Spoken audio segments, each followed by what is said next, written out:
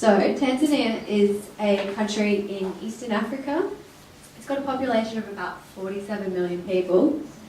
And it's a beautiful, beautiful country, famous for such things as Mount Kilimanjaro and the Serengeti. And the people there are just amazing. They welcome you. Everyone out on the streets always sees us and goes, "Karibu, karibu," which means welcome in Swahili. And the reason we chose to go to Tanzania was because of that reason. It's one of the friendliest countries in Africa. It has very little tribal conflict. It has English as one of the official languages, and it's a third world country. It's one of the poorest countries in the world, and a lot of the people live in rural areas. Like I've got up there, 27% of people live in urban areas.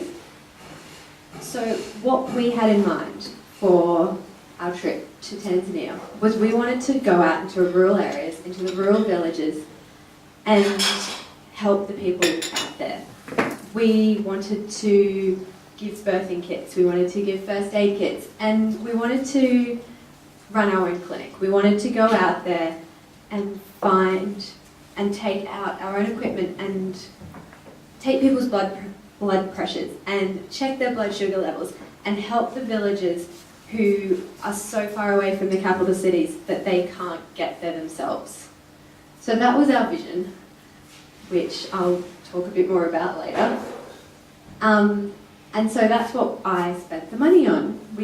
We bought supplies in Australia and took them over. So we made the birthing kits and first aid kits ourselves based on models that we had experience with back home. So soap, gloves, plastic sheeting, a scalpel to cut the umbilical cord, string to tie umbilical cords, because a lot of these people are giving birth out there in their homes with nothing. So every little bit helps, basically.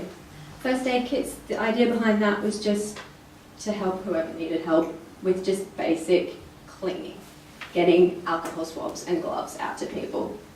And then the rest of the money we spent buying just basic medical equipment, so glucometers to test blood glucose levels, portable pulse oximeter, urine test strips, or just little bits and pieces that you're going to need to run a small rural clinic, or bits and pieces that the hospitals are going to find useful. So here we are packing our birthing kits and all the other bits and pieces. So we ended up with 5 boxes of supplies to take over to the country. So then from there, we had to figure out what we wanted to do with our elective. And we chose to spend 4 weeks in Zanzibar and 4 weeks in Dar es Salaam. So Zanzibar is a small island off the coast of Tanzania, and it is very, very different to mainland Tanzania. So a lot of different cultures have come into Zanzibar over time. So there's been Portuguese there, there's been Oman people, there's been Africans, it's had slave trade going through there. At one point, 95% of the world's spices was grown on Zanzibar. So it's a pretty amazing place. And we chose to go to the Mnazi Moja Hospital, which is a 400-bed government-run hospital in the capital city of Zanzibar. And I spent most of my time in paediatrics. So I saw a lot of malnutrition and infectious diseases and things like that, and I'll go into that a bit in more detail. And then we spent the next 4 weeks in Dar es Salaam at the Sri Hindu Mandal Hospital, which is a small privately run hospital. And I spent most of my time in adult medicine, general medicine, and emergency. So I saw a lot more HIV, malaria, infectious diseases, things like that there. So Zanzibar, like I said, it's an amazing, amazing place. And I wanted to talk about this little guy here. So this was one of my favourite patients from Zanzibar, and he was in hospital for about 3 weeks, so most of the time of my elective. And he came in with fevers and just being generally unwell, and just progressively got worse. And we just couldn't figure out what was wrong with him. At one stage, they thought he had pneumonia, but we couldn't take an x-ray because the x-ray machine had run out of x-ray film. So every day we were asking, is there x-ray film yet? No, there isn't.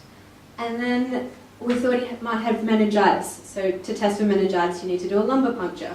Is there equipment to do a lumbar puncture? No, there's no equipment today. No, there's no one here who can do a lumbar puncture. And it was about a week, I think, before he finally got his lumbar puncture.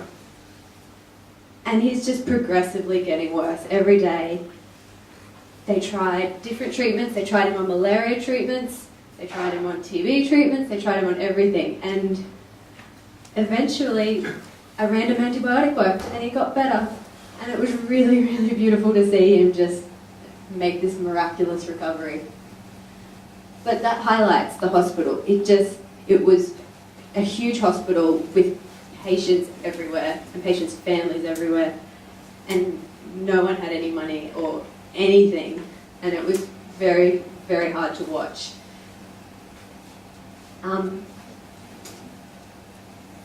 But one of the good things that we got out of Zanzibar was the Zanzibar Outreach Program.